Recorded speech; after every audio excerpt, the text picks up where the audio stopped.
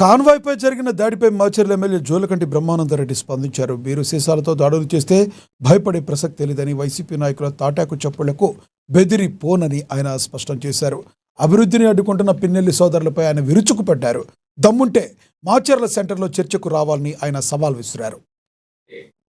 ఎవరన్నా ఉన్నారా అంటే చరిత్రలో నువ్వే.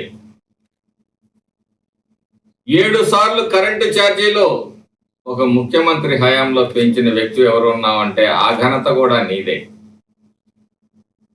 మద్య నిషేధం అని చెప్పేసి మహిళల్ని మోసం చేసిన వ్యక్తివి నువ్వే.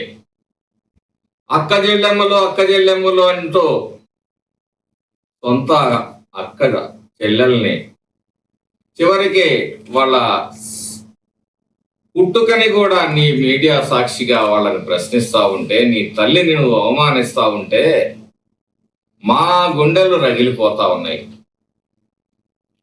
ఏంటి ఈ దారుణం? షర్మిల గారి పుట్టుకని ప్రశ్నించే విధంగా, షర్మిల గారిని అవమానించే రీతిలో మీ సోషల్ మీడియా పనిచేస్తా ఉంది అంటే మీకు మహిళల పట్ల ఏ పార్టీ గౌరవం ఉంది? పచ్చ చీర కట్టుకుంటే తప్పంటావు, రేపు మెడలో పసుపు తాడు వేసుకున్నా తప్పంటావు, పచ్చని చెట్లు కనిపిస్తే కొట్టేపిస్తావు, పచ్చని జీవితాలని బుగ్గి చేశావు. అందుకే నీ సైకో పాలనకి విసుగు చెందిన ప్రజలు